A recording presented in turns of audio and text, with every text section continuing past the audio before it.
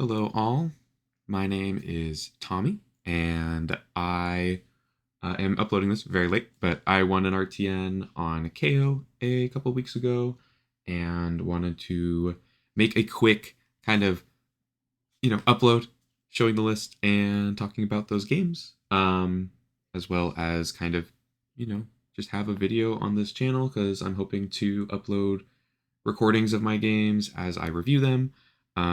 Since I have kind of found that I really like KO and I would love to get very good at him if I can figure that out. So this will be kind of just a introduction to that, as well as showing off the list and talking about how the event went. So the event was at OP Comics and Games in Santa Rosa.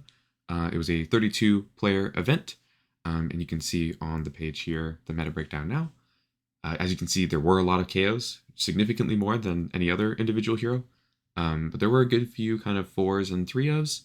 And I would say for the most part, it's about what I expected. I thought there would be more Guardian for sure. But there was still, four Guardian compared to the 7 KO feels reasonable.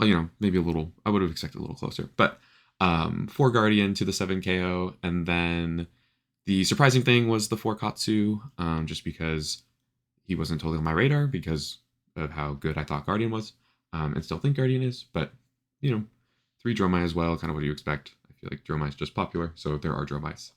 But yeah, if let's see, moving on, we have the list. So this list, as it was, I've changed it a bit since playing it, but as it was is very similar to Yuki Lee Bender's list, and I will put information on finding that list in the description of this video, as well as finding this list, as well as the updated version of this list. I've made some fairly significant changes since playing it. Namely, I'm on yellow pulpings as well as less specifically pack hunt. I think I'm just kind of off of it right now, even though I really like the card. It's just hard to kind of fit into the list at the moment. But I'm probably going to come back to it. Still changing a lot of things, but you can see all that on the February. I'm also no longer on Mighty Wind Up Blue, but I might change that as well. But this is the list as it is. I have all of my notes in this. You can see this is very much based on Yuki Lee Bender's list. If you go onto it now, there's a ton of changes as well as notes as to what I've changed and how I've changed it. So hopefully that's helpful to see. And I think it's kind of fun to record those kind of details. And so I will be keeping that updated. But this is the list. It's pretty standard. We have KO. We have his equipment suite, right? Sideboard, we have the cross strap and then, anti-Kano tech. Technically anti-Rune Blade too, but I'm not sure about that. And then a pretty standard kind of just, we are brute, we are swinging, we are relying on agility, and Blood Rush Spell is a good card, turns out, especially when you have Mandible Claw. So that's the list.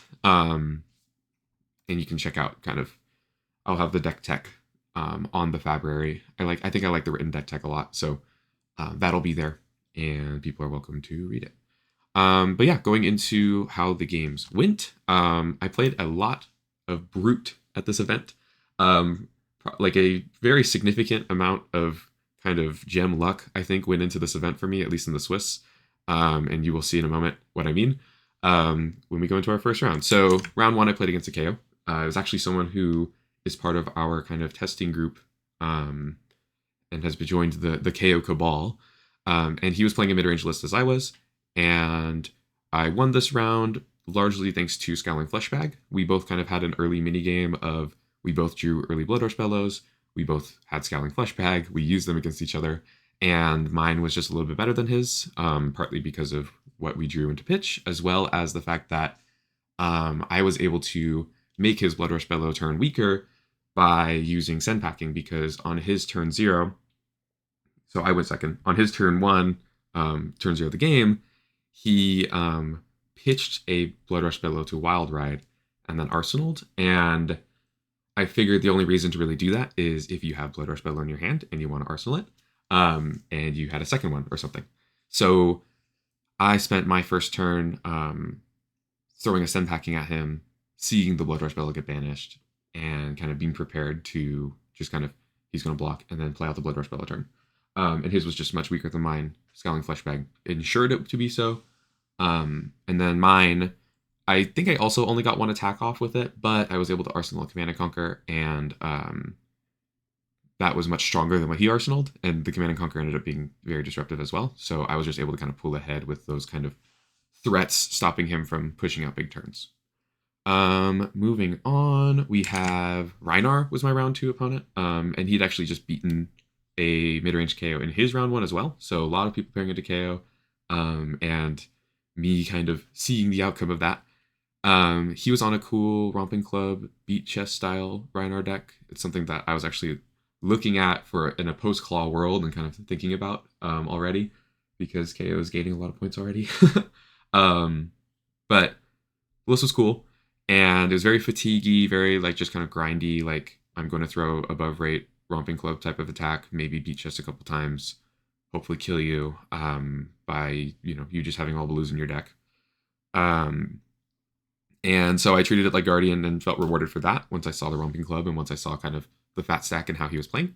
And yeah, like Reinar feels like Guardian with Fleshbag and Blood Rush Bellow.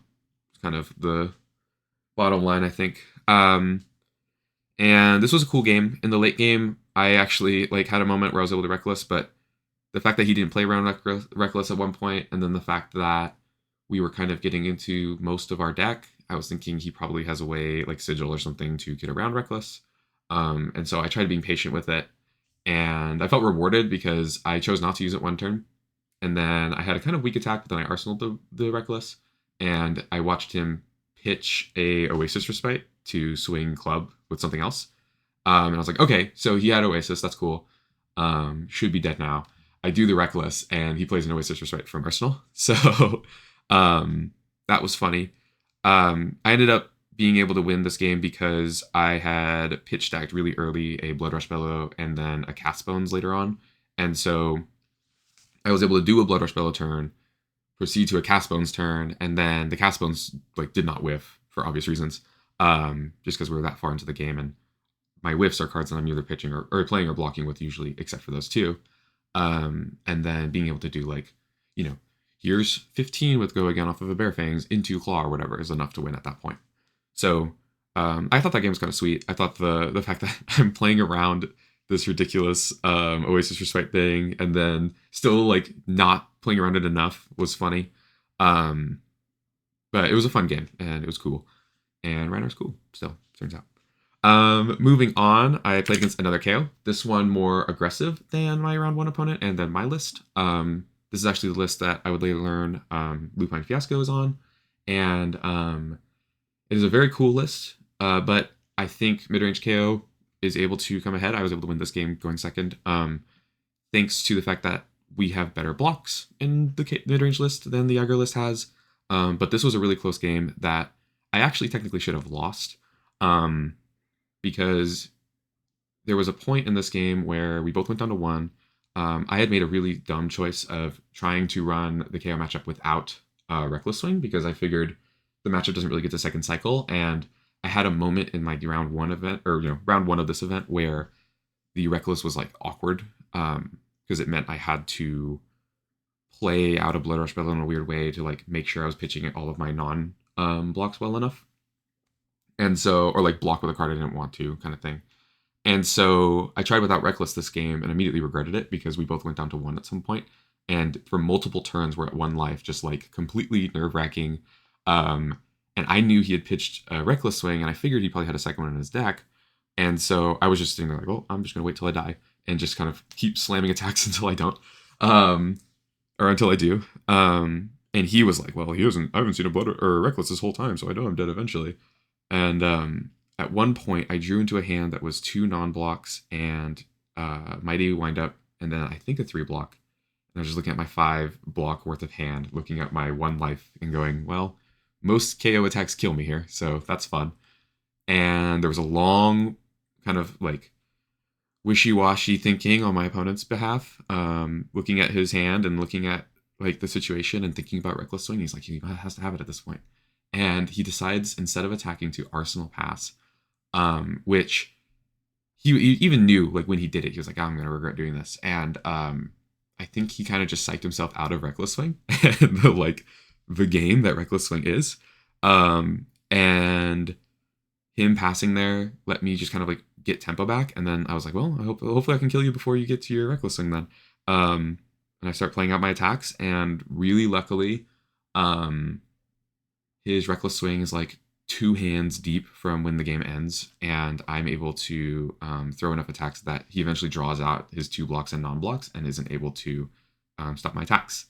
And so this was an interesting game because I think it kind of points to how the KO mirror kind of goes down, where in the late game there's enough 2 and non-blocks. Like late, I'm saying late game, we're still in first cycle, but like there's enough 2 and non-blocks in KO that you have to kind of not play this long game because you just can't afford to, right? Like you will eventually draw those bad cards. You will eventually not be able to block an attack, and then you will lose. Or you have to draw your Reckless Swing. And this aggro list was only running 1, which means when they pitch it, they're probably not going to draw it. And my list runs 2, but I usually run 1 into most matchups. The second one is really for when I'm fat sacking, or for basically when I feel like I need to deal 4 damage on my opponent's turn.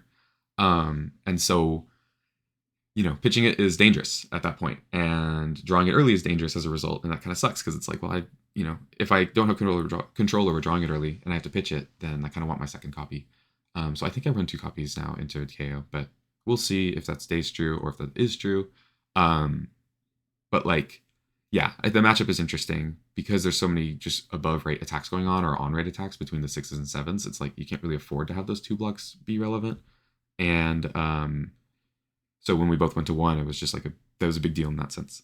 I think this game, if I brought in Reckless Swing, I probably would have definitely won it. And I think if he had not psyched himself out of swinging when he absolutely should have, because he had already kind of psyched himself into going, well, we're fuck it, we ball. I'm KO. I'm not going to not swing 2 turns prior. I think if he had remembered that mindset in that given turn, then he would have probably won as well. Obviously, there's some hands to talk about there where if I didn't have the 2 non-blocks, the 2 block and a 3 block, I could get there as well. But that's the danger of KO. That's how the matchup works. And so I don't feel too bad about having that hand. That hand was kind of the step 1 of me looking at cutting Mighty Windup. And I think there's some worthy conversation to be had there that I might get into later, but not right now. So after this match, I was in for top 8. I had 3 owed the first 3 rounds. It's a 32-person event, so there's only 5 rounds. And so I would be the best 3-0 seed out of anyone, or the best 3-2 seed in the Swiss. So going from there, we had Katsu. This was with a good friend of mine, Andrew, who plays locally in NorCal, and it's probably one of the few people who are watching this anyway. And he was on the Mask of Momentum Katsu, kind of all in on Mask of Momentum. And Mask of Momentum's interesting. I think I actually have a worse win rate into Mask of Momentum than Pouncing Links, but I always feel a little more confident into Mask of Momentum than I do into Pouncing Links. So that's something I need to kind of analyze and figure out. But Andrew's a very good Katsu player. And so I knew this match was going to be good. And I was also like, we're already in. We can just kind of have fun with it. And so I think I played a little more loosely than I should have. And it was just kind of a wild game. We were both keeping up in value. But I was spending a lot more armor in the early game, I think. Which obviously he doesn't have a lot of armor to spend. But I was spending more armor for sure. And then I wanted to. And eventually he had a 2-card hand, or 3-card hand that was it might have been 2-card with chest actually, but it was Surging Strike into Whelming Gust Wave, and I was like, okay, this is annoying. I can't really block it because I have a lot of 2 blocks in my hand, and the way that my turn needed to pan out, I was pretty sure I wanted to slam some big attacks at him. It was going to be a Bear Fangs plus something else that was 8 or 6 kind of big, and in fact, it might have been a Send Packing or something to disrupt Arsenal. And so I was like, okay, Whelming has a lot of good draws, but I can kind of maybe get away from it. And I could take some damage and then maybe get something good back. And he draws up, and then it's Bonds. It's a red Bonds or yellow Bonds or something. After I'd seen a good few Bonds in his graveyard and banished too, so that was kind of my thinking there. It was he probably doesn't have too many left in the deck. to either raw draw or like to tutor for. And if he has to tutor for a blue one or something, if he's running that, even though he's on mask, that would be nice.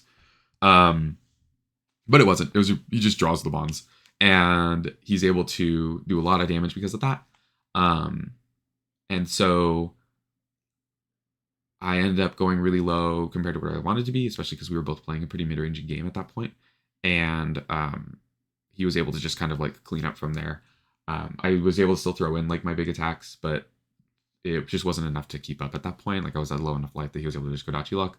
And then I think my Bear Fangs also drew and discarded a Reckless Swing. So I was like, okay, well, I don't know what I was doing there. I lost that value anyway, and I was sad about it, but I was like, yeah, that makes sense. So moving on to the 5th round, I end up playing against Kayo again. This time against Lupine Fiasco, and on the aggro list. I think I lose the die roll here, so I end up going first. And turn 0, I decide to go for some Wild Ride value, and I draw and discard my what is it called? The Blood Rush Bevel that's on top of my deck. And so I don't get to make my might. And I lost the Blood Rush Bevel in the early game. That would have been pretty nice. But, oh well. And then later on, a Bear Fangs also draws and discards Reckless again. I'm like, that's fun. And so kind of losing that value just kind of meant a lot, especially he's playing aggro. He gets to just kind of balls the wall at me. He has way more action points than I do. And so I kind of have to, when I'm using my action points, get a lot more value out of it than I did. And he just like destroyed me in that game. It didn't even feel close. Like round 3 felt close. This game did not feel close. And I was just like, okay, we'll call it the mid-range kind of problem when it happens. But it was definitely kind of a sign. I was like, okay, I need to be more prepared for aggro. I need to kind of figure out what my whiffs are going to look like if I need them, stuff like that. I think Reckless Swing is a really tricky card for this deck because currently where I'm at is I always want 1. But there are times where 2, you're kicking yourself for not having both. When opponents do get that low. And I think the card, when it screws you, you kind of have to think about, like, was it worth it to even have in the deck? Because against Katsu, I thought no. And then I had an armory like a couple weeks after, like last week or whatever, where I wish I had it against Katsu because I forgot about Kodachi locking and how sometimes the game does get to that point. And so, that's just a lot to think about in that sense. I think at this point, I will always have 1 in KO. And then there are times where I'll side in the second one. Because you can kind of see my list is set up, at least this one especially was set up to run. I want to go up to 23 blues here, and I have 6 blues in my sideboard, so I can just bring these in and not have Reckless Swings if I want. Now I think I always have one of these here. I've cut, I don't have the many items anymore, and then it's like Reckless Swing plus a blue, and one of them comes in. So just some differences in philosophy that have changed there. It might change further, who knows? But I think you always want 1. Not sure if you want more. But yeah, I was 3-2 at the end of the Swiss. Because my wins were early, I was locked in anyway. I think I ended up in 6th seed. And so, we took our time hanging out. And I, was able to play in the quarterfinals, which obviously the most nerve-wracking game it could have been. Because again, it was against Katsu, who I just lost to in the Swiss. Not Andrew this time, but a different Katsu player who was also very, very good. But he was on Pouncing Link's Katsu. And, it's like, okay, great. Matchup that I'm not super confident in. I don't really know enough yet. And, hopefully I get into Nats, but we'll see. Got to see how this game goes. And it was a pretty crazy game. I felt like I was more confident into Pouncing Links than into Master Momentum because I've played a lot with Carlos. And so I've learned a lot more about Pouncing Links than Momentum. But I'm not really sure which one is better into KO yet. Because Andrew's games have also been fairly even with me in the past. So it's kind of hard to tell, but this game was great. The Katsu had really good pressure, especially since he got the pick to go second. And the only reason I was able to keep pace is because I was seeing really good Bear Fangs and Blood Rush Bellow hands. So I was able to keep these strong 2 to 3 card hands that were just here's 9, here's 11. And doing that meant, even though I was dealing with a lot of pressure from just these really big chains and also threatening bonds chains, doing those hands were really powerful. And I felt like I was also, maybe not, but it felt like I was playing fairly disciplined with my armor as well compared to the game with Andrew, where I was able to keep a lot of it for when important on hits were coming. Against Andrew, it felt like I wasn't doing that as much, or I wasn't able to do that as much. And so my armor being able to stick around longer felt really good too. But I was still like losing a lot of life, of course. And eventually I have this Blood Rush Bellow hand that like I know I really want to keep. And the Katsu player is like pretty primed to go off at this point. And so I'm like, well, I think I have the agility token, I have the Bear Fangs, I have Blood Rush Bellow. I need to just hope that like it's not a super strong turn. I can be prepared to flesh bag if I need to. And so I block out a Be Like Water and for 3, because I'm thinking I know he has the Art of War in Arsenal, but like if he goes for it here, I can hope that the Art of War kind of whiffs, or I can also go with just the line of like, how much can Scowling Fleshbag get after the Art of War, kind of thinking. And so he plays out the Art of War, looks at his hand, pauses for a while, plays the second Art of War. I'm like, okay, so that messes me up a little bit because his hand's gonna be a little smaller, or like he's gonna have a weird pitch for his hand and then be able to stop my Fleshbag from being super effective. But it's fine, we can figure it out. So I take 2 off of that, and then it becomes like the double bonds turn basically with double Art of War, and in a way that my Fleshbag can't play around or can't block through. And so I go from like 32 to 11 on that turn, blocking with just the 1 card, as well as a little bit of fridge. And so I'm like, damn, like I definitely feel like I misplayed that turn, but thankfully I still have Fleshbag, so maybe I can keep in this, even though I'm at like 11 life and he's at 20 at this point, or 17. And the Blood Rush Bellow turn was good still. It was very strong. It put him down to a life total that felt pretty even, but obviously even with Katsu doesn't feel even because of Kodachi's. And so he kind of is playing out these kind of medium value turns, because that's kind of what Katsu does after he loses his combo, is his turns are a little medium. And so I'm able to block fairly efficiently, still leaking a lot of damage, but still blocking efficiently, able to throw efficient attacks back, keeping up with him, and thankfully not drawing multiple non-blocks in a row, because that would have been sad. And then there was a turn where this kind of became the turning point of the game, where he goes Kodachi, Tenacity, and I'd only blocked, it might have been attack, Kodachi, Tenacity, and I blocked the attack, and so the Tenacity only came in for 3. And it only coming in for 3 meant I was just like, okay, cool, I have breathing room. Like I have enough life that I can kind of play out a 3-card, maybe 4-card hand with 3-card plus Arsenal hand, and hopefully this is enough pressure I can win tempo. And although it wasn't technically enough pressure to win tempo, it was enough to make him block a little more than he wanted to. And then he tried going with this strong Ancestral Harmony turn because he had an Arsenal and he was trying to play it out. But it flips a blue Flusterfist. And then I still had access to Fleshbag, so I was able to Fleshbag this turn and get rid of a Mugenshi release. I didn't know that at the time, but I got rid of a Mugenshi release from his hand, which was very nice for me, because otherwise that turn would have been really gross, like dead gross, right? I would have been dead. But I'm able to Fleshbag away the Mugenshi and end up getting there on the next turn because I'm able to throw like Mandible Claw into Swing Big, and his hand just can't block at all. And he was low enough. He was at like 4 that like the Swing Big killed him. And so that game was crazy. I thought I probably misplayed a bit, but I was kind of rewarded by drawing all of these really good cards in Brute. It turns out Brute has a lot of 2-cost 8s and 2-cost 9s for some reason, and they're really good when you draw them. So felt rewarded for that, for playing Kayo basically. Not really for anything I did. But I think the Scowling Fleshbag I felt pretty good about. I was like, cool, I saved it for the right time, which felt good. So I was locked in for Nats at this point, and feeling good about the list. I was like, cool, we can just keep playing. I can get the playmat, hopefully. Because I was more excited about the playmat than the Nats invite a little bit. I think the playmat's pretty cool. And pretty good chance I do, because I end up pairing into Victor in round 2. Another good friend, Yazan, who I play with locally. And this was a cool game. It was like 8 p.m., but we were qualified, so everyone was pretty like happy about it, and we were just playing our games. And Yazan and I just kind of were jamming. I think I got to go. I think I was in the upper seat at this point, so I got to pick to go second.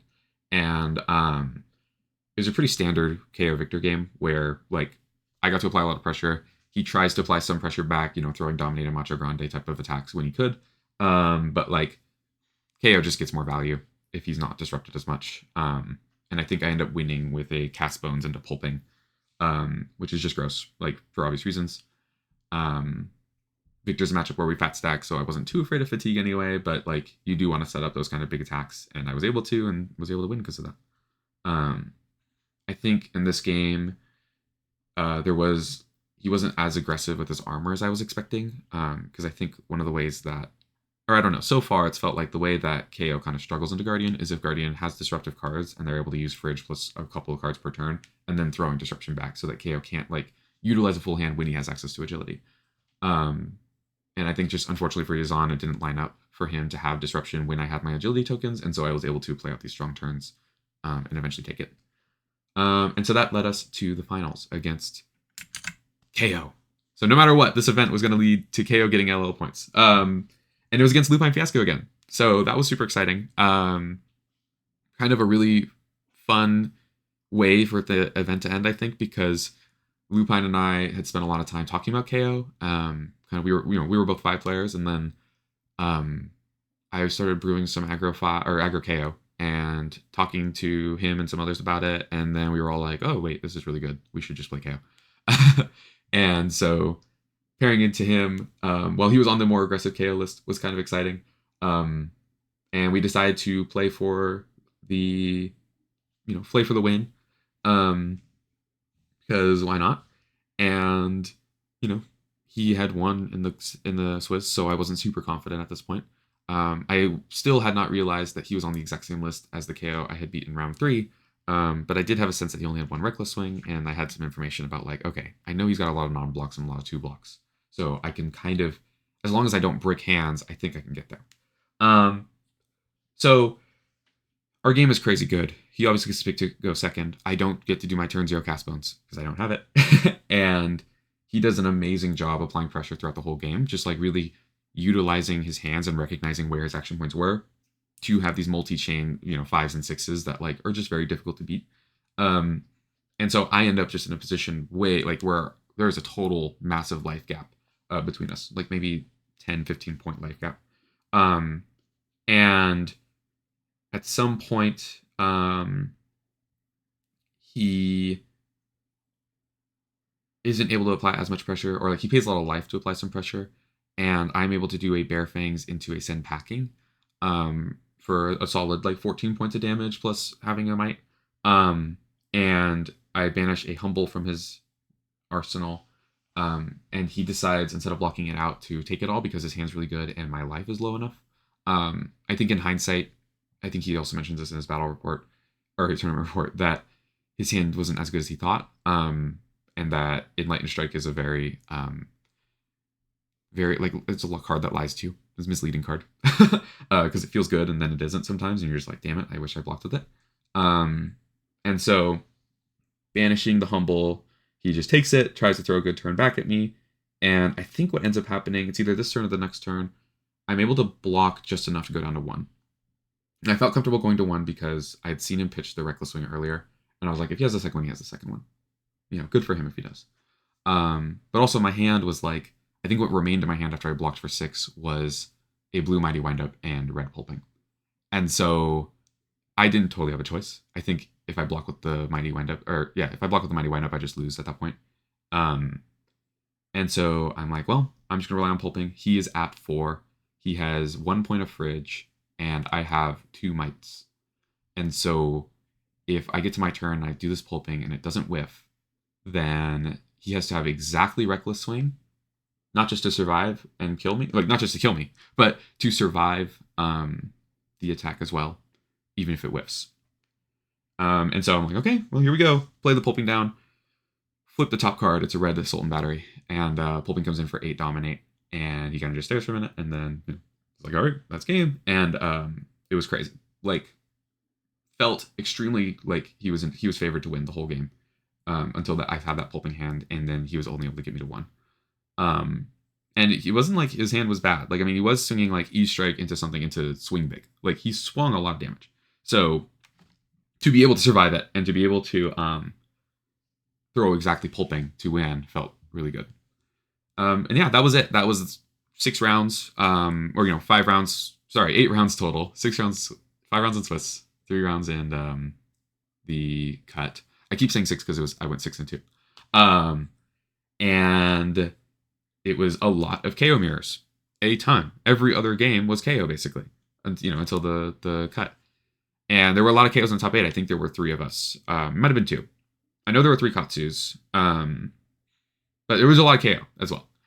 And so it was a pretty fun event. I think I definitely am very confident in the mirror, and so I felt like Gem kind of blessed me a bit with that. I think I just have been thinking about KO a lot, and so obviously there's gonna be a lot of mirrors happening, but like there's a lot of I think there's a lot of like kind of philosophical stuff going on with KO. Not philosophical, but like there's a lot of theory behind KO that like isn't super easy to just know.